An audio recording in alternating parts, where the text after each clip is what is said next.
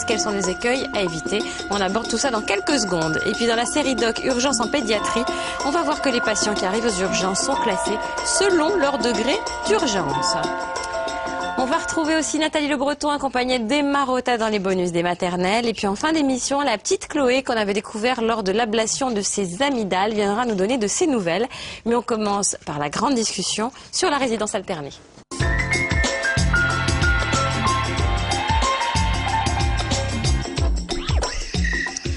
Seuls 10% des divorces donnent lieu à une garde alternée, soit environ 10 000 nouveaux cas par an. Reconnue par la loi en 2002, la résidence alternée peut être une solution équitable pour les parents et pour les enfants. On écoute la petite Laure pour qui cette alternance se passe bien. Ça fait combien de temps que tu as deux maisons comme ça? Depuis que je suis bébé, je m'en souviens plus. T'aimes bien être une fois chez ton père, une fois chez ta mère? Raconte-moi un petit peu. Bon, j'aime bien les deux. Et pendant les vacances, on reste 14 jours, 14 jours. Sinon, tu sais pas, les vacances, on reste tous les jours 10 jours chez maman et 10 jours chez papa. 10 jours chez maman et 10 jours chez papa. Quelles sont les précautions nécessaires pour que l'enfant ne souffre pas trop? Quels sont les écueils à éviter? Bref, divorce, peut-on envisager la résidence alternée? C'est une enquête de Rebecca Craven et pour en parler aujourd'hui, nous recevons le professeur Catherine Joussel. Bonjour. Bonjour. Merci beaucoup de revenir nous voir. Vous êtes professeur en psychiatrie de l'enfant et de l'adolescent à Paris-Sud. Vous êtes chef de service de la Fondation Vallée à Gentilly et vous êtes l'auteur, entre autres, de ce livre « Il recompose, je grandis » qui est paru aux éditions Robert Laffont. Avec nous aussi une désormais habituée des maternelles, maître Brigitte Bogucki, bonjour. Bonjour. Merci beaucoup de revenir nous voir. Vous êtes avocate, spécialiste en droit de la famille et vous êtes aussi l'auteur, entre autres, de ce livre « Divorce, mode d'emploi » paru aux éditions Hachette Pratique. Alors, on va commencer par Sonia. Sonia, bonjour. Bonjour. Soyez la bienvenue. Merci. Alors, Sonia, vous venez de la Drôme. Oui. Vous êtes maman d'Anaïs qui a 10 ans et de Loane qui a 7 ans. Oui. Pourquoi avez-vous répondu à notre appel à témoins? Parce qu'en fait, donc, on est divorcés depuis 5 ans. On fait une garde alternée depuis 3 ans et demi maintenant. Donc en fait, on fonctionne du lundi au lundi pour pas couper trop les week-ends. Et puis, nous, on a la chance. Déposer le matin à l'école. Voilà, c'est et là le où se fait papa va les chercher le soir. Donc nous, on a la chance de bien s'entendre et de faire en sorte que les enfants ne sentent ni tension. Ils étaient petits, hein? Oui, enfin Loane surtout était petit puisqu'il avait que 2 ans. Enfin 3 ans réellement quand on a commencé la garde alternée. Et c'est vrai que pour lui, ça a été un petit peu plus difficile que pour la grande, qui était, elle, en demande, par contre. Ah oui, tout de suite. Elle a été en demande de suite, oui. Mais la garde alternée ne s'est pas mise au point dès le départ. Il y a eu 1 an de battement, facilement, oui. Bon, alors racontez-moi, comment s'est organisée cette résidence alternée? À la demande de qui est-ce qu'elle a été Alors, en fait, c'est le papa. Une fois qu'il s'est un petit peu organisé au niveau de son temps de travail et de sa nouvelle vie. Donc, c'est vrai qu'après, il a... On sent le petit pinceau. Oui. Donc, en fait, il a souhaité, en fait, la garde alternée. Alors, c'est vrai qu'on fonctionnait même pas déjà un week-end sur 2. Donc, ça a été un grand changement pour moi. Pourquoi? Parce qu'il n'arrivait pas à... Son travail ne lui permettait pas. Ah. Ouais. Donc, il les prenait à la demande, en fait. Voilà, c'était ça. Et c'était assez, de façon... épisodique. Voilà. Et donc, il m'a demandé, j'ai pas refusé. Parce que ma fille, justement, était dans la demande. Elle a 6 ans et demi, elle réclamait son papa. Donc j'ai dit, ben oui, pourquoi pas. Et on a fait un essai. Tout ça, c'était sans jugement? Non, le jugement n'était pas encore passé. On a quand même vu notre avocat commun qui nous a dit, ben, faites un essai et puis vous verrez par la suite. J'ai dit ok. Et puis on a fait l'essai de 3 mois. Et ça s'est bien passé? Qui s'est bien passé, oui et non. Oui, parce que le résultat est bon. Mais pour Loane, ça a été très très difficile. Au début, ça a été dur? Ben oui, parce qu'en fait, il ne comprenait pas trop que... son papa avait une nouvelle maison. Il fallait changer, donc... Il y avait plein d'adaptations à faire en même temps. Voilà, pas la même chambre, pas les mêmes jouets, pas les mêmes repères, pas le même rythme au départ. Voilà. Oui, vous n'étiez pas forcément d'accord sur l'éducation? Au départ, pas sur tout. Oui. Les règles n'étaient pas les mêmes chez papa que chez maman. Comme quoi? Eh bien, en fait, il regardait la télévision le soir un petit peu avant de se coucher. Chez papa? Voilà. Il était plus cool, quoi. Et alors, chez maman, il me disait, ben, toi, non. Ben, non. Mais ça, ils font bien la part des choses, non? Oui, mais bon, ils savent en jouer aussi. Oui, c'est ça. On ne sait pas laver les dents tel jour chez papa. Non. Si. Oui, ils mentent aussi, parfois. Donc voilà, alors, bon voilà, on prend, enfin, je crois qu'il faut savoir laisser faire l'autre, quoi. Puis écouter vraiment ce que dit le papa et pas trop les enfants. Et vous, comment vous l'avez vécu? Parce que si vous les aviez tout le temps... Ah bah oui, le changement a été très très difficile. Ouais. Il y a pas de Les mots, premières fois, quand on se promène dans les chambres vides, c'est l'horreur. Hein. Ben, encore aujourd'hui, je dirais quand même. C'est pas vrai. Si, même au bout de 3 ans et demi. Hein. Ben, au début, ouais, il n'y a pas de mots. On a l'impression, en fait, de les abandonner un petit peu. Alors qu'en fait, c'est pas le cas. Enfin, moi, je faisais vraiment ça pour le papa et pour mes enfants. Pour le papa, pour qu'il puisse prendre son rôle de père. Et après 3 mois d'essai? Après les 3 mois d'essai, ben en fait, moi je voulais dire stop parce que moi je tenais plus, quoi. Moi, vous personnellement? Ah oui, c'était les pleurs tous les soirs. Pour vous? Oui, que je les ai ou que je les ai pas, c'était les pleurs tous les soirs. Pourquoi quand vous les aviez? Ben parce qu'en fait, je savais qu'ils allaient partir la semaine d'après. Donc je pleurais quand même. Ah, vous étiez complètement déprimée? Parce que je me disais, oui, ça va pas durer, donc vite, faut tout faire. On n'a pas le temps de tout faire, les journées sont pas plus longues. Et donc, oui, j'angoissais de devoir les laisser. Donc même quand je les avais, j'en profitais pas au début. Mais eux allaient bien? Eux allaient de mieux en mieux. Ouais. C'est pour ça que j'ai continué, parce qu'en fait, le papa prenait son rôle, mais parfaitement bien. Le lien qui s'était créé avec le papa et les enfants était 10 fois mieux que ce qu'il n'était d'ailleurs quand on vous était étiez ensemble. Ah oui, oui. Et c'est un super papa. Et donc, vous avez sacrifié votre peine, en tout cas. Sacrifice, voilà. Bah, chapeau. Hein. Voilà. Bon.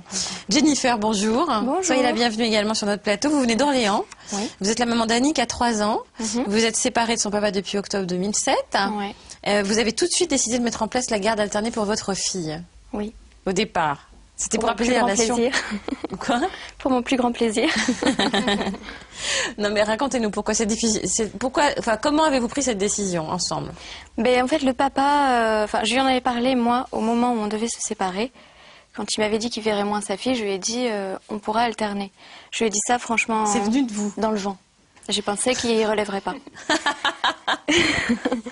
Et puis, au moment où c'est devenu vraiment concret, il m'a dit un jour comme ça, on va alterner, on fait comme ça. Donc, je suis tombée un peu dénue quand même si c'est moi qui étais Elle avait même pas 2 ans. Elle avait 2 ans. 2 ans. Ouais. Puisque, ouais, c'est ça, elle avait 2 ans et quelques mois. Ouais. Et j'ai cru qu'il tiendrait pas. Enfin, pareil, j'ai cru qu'il tiendrait pas le coup, que ce serait pas du tout possible sur la durée. Donc j'ai dit d'accord. On s'est dit à 2 du vendredi au vendredi. Nous, par contre, on veut pas faire une semaine entière. On pense qu'il y a quand même un choc psychologique à laisser son enfant une semaine entière. Là, on se dit c'est 2 bouts de semaine, c'est pas pareil. Donc on fait vendredi. Mais c'est pareil. Bah oui. Mais psychologiquement, non. Ah, pour vous, c'est pas pareil que lundi? Non, parce qu'on a toute notre semaine de boulot, on récupère l'enfant le week-end, et après, on n'a pas une semaine entière. On la récupère en fin de semaine. Ah, vous commencez par le week-end, pour vous, c'est mieux. Voilà. D'accord, je comprends. Mais enfin, ça reste une semaine. Oui, c'est sûr. Et alors? Donc, vous l'avez mis en place? On l'a mis en place. Ça s'est passé comment? Et c'était franchement épouvantable pour moi. Ouais. Pour le papa, moi je pensais que ça n'irait pas parce que c'était plutôt moi qui m'occupais du quotidien d'Annie en fait. Je faisais tout ce qui est un peu chiant on va dire. Enfin, Bah oui, je vois très bien. Et son papa c'était pour les jeux, c'était pour les câlins. Donc je me suis dit qu'il serait pas du tout à la hauteur, qu'il n'y arriverait pas. Donc ça vous inquiétait même au début. J'étais super stressée. Et en fait il s'en occupe super bien. Oui. Non, il faut reconnaître. Oui, il faut reconnaître. Et c'est ça aussi qui est troublant pour une maman, hein, de se dire que le papa il fait aussi bien que nous. Oui, non, ça fait vraiment. Et puis ils ont créé des liens qu'il n'y avait pas du tout avant. Eh ouais. Vous êtes allé voir un médiateur parce que vous vouliez aussi arrêter? En fait, on est allé voir un médiateur parce qu'on n'avait aucune entente entre nous et que je lui avais dit que c'était essentiel quand même pour réussir ça, la garde alternée. Et en même temps, on avait des tensions entre nous, matérielles, tout ça, donc il fallait régler ça. Et moi, je me suis dit, un médiateur laissera jamais une enfant de 2 ans en garde alternée. Je m'étais dit ça, c'était dans un coin de ma tête. C'était plein de clichés, quoi. Oui, Ouais. c'est ça. Non, mais c'est vrai. Oui.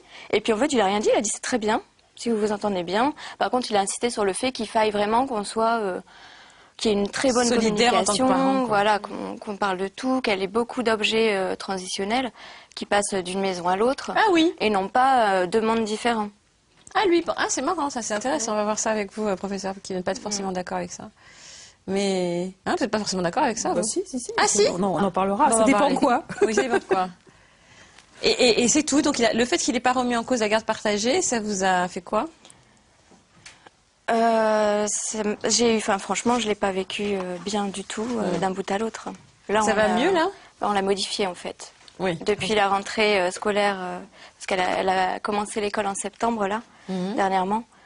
Et elle, ça n'allait pas. Enfin, ou alors moi, ça n'allait pas, mais du coup, ça a généré quelque chose de pas. Et du coup, voilà, je pense qu'elle l'a mal vécu à cause de moi, parce que je l'ai vraiment mal vécu. Bon, Maître Brigitte Bogucki, un juge qui va accorder la garde ou pas partager de l'enfant va le faire sur quelles conditions? C'est bon. S'il y a un accord entre les parents, le juge va commencer par dire oui, pour autant que techniquement, pratiquement, les propositions faites par les parents soient bonnes. Si vous avez un parent qui habite Paris, l'autre qui habite Strasbourg, même s'ils ont une idée bizarre, j'en ai vu, le juge va dire non, c'est pas possible.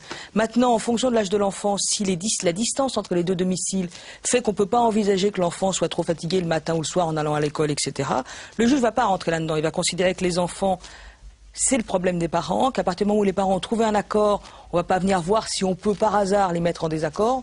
C'est assez facile, c'est vraiment pas la peine d'essayer. Et au contraire, il va valider l'accord des parents. La difficulté va se poser lorsqu'il va y avoir un désaccord des parents, avec un parent qui demande la résidence pleine des enfants et l'autre qui demande la résidence alternée. Et là, le juge va pouvoir... Souvent d'ailleurs, j'imagine que les mamans coincent un peu... Oui, les mamans coincent un petit peu, et parfois les papas n'osent pas. Demander. Ouais. Oui, c'est pour ça que les statistiques ne veulent rien dire. Hein. Oui, oui, faudrait qu'on ait les statistiques sur les demandes. Même pas. En fait, même pas. Parce ils s'autorisent même pas, parfois. Ils s'autorisent pas. Et les mères ne s'autorisent pas. Il faut savoir aussi qu'il y a des mères qui ne s'autorisent pas non plus à proposer la résidence alternée, alors qu'éventuellement elles le souhaiteraient, parce que ça voudrait dire socialement, je propose la résidence alternée, donc ça veut dire que je ne suis pas prête à être disponible tout le temps pour mon enfant et que je veux du temps pour moi. Et alors ? C'est une excellente nouvelle. Mais dans la société, c'est mal vu. Mais dans la société, c'est pas si bien vu. Donc, ce qui fait que la résidence alternée, les statistiques sont extrêmement douteuses par rapport à la réalité sociale que vivent les gens. Bon, donc en gros, si l'un des deux parents n'est pas d'accord, qu'est-ce qui se passe? Alors, si l'un des deux parents n'est pas d'accord, l'autre peut parfaitement demander la résidence alternée. Et à ce moment-là, il lui appartient, ou plutôt il appartient à l'avocat, d'essayer de mettre en place un ensemble d'éléments pour prouver au juge que la résidence alternée est appropriée à l'intérêt de l'enfant. Parce que, effectivement, vous aviez raison, mesdames, vous allez en souffrir, compte tenu de ce que la société vous renvoie. Mais sans vouloir être vexante, c'est pas vous le centre de notre souci. C'est vos enfants. D'ailleurs, vous l'avez compris quand vous l'avez mis en place. Et c'est vrai aussi pour le juge. Le centre, c'est l'enfant. Donc, est-ce que cette résidence alternée va être un plus pour l'enfant? Est-ce qu'elle va lui apporter quelque chose? Est-ce que techniquement, elle va être jouable? Est-ce que celui qui demande la résidence alternée demande vraiment la résidence alternée, c'est-à-dire est vraiment un super papa ou est-ce qu'il veut se venger ou payer moins de pension? Ou est-ce que c'est une autre histoire qui est en train d'essayer de se jouer ici? Là, tout ce travail du juge est là. Mais s'il a les éléments, il peut ordonner la résidence alternée. Bon, et on a parlé tout à l'heure du médiateur avec Jennifer. Dans quel cas est-ce qu'on peut aller voir un médiateur familial? Alors, c'est assez amusant parce que je crois que Jennifer, mais comme beaucoup de gens d'ailleurs, a mélangé un petit peu ce qu'est un médiateur. C'est pas à lui de vous dire non, c'est pas bien, je vous le conseille pas. Sauf si vous êtes en train de faire une proposition, comme je vous le disais, un peu bizarre, du style résidence alternée à 500 km, l'enfant change tous les mois. Là, effectivement, on va le conseiller d'avoir du bon sens. Non, le médiateur, il est là pour recréer, pour rediscuter d'un lien entre les gens, pour les aider à recréer le lien qui va devoir être le lien futur entre eux. C'est pas évident, le lien futur. C'est quelque chose qui n'est pas systématique dans chaque divorce. C'est pas systématique, c'est pas obligatoire. Faut le demander. Ni dans les divorces, ni dans les séparations de concubins, d'ailleurs, parce que l'histoire est en fait la même. Soit vous pouvez y aller seul. C'est-à-dire que les gens qui ont une difficulté, où ils s'aperçoivent qu'il y a quand même un certain nombre d'accroches, de débuts, de points communs, ne serait-ce que l'intérêt de l'enfant, mais qu'il n'y a plus de communication, qu'il y a une difficulté relationnelle, moi, je leur conseille d'aller voir un médiateur, d'aller essayer de trouver cette personne qui est une tierce personne, qui est quelqu'un qui, a priori, est formé. Il faut faire attention cependant. Oui, alors, évidemment, le problème, c'est que c'est un métier nouveau. Le problème, c'est qu'on trouve des médiateurs dont on peut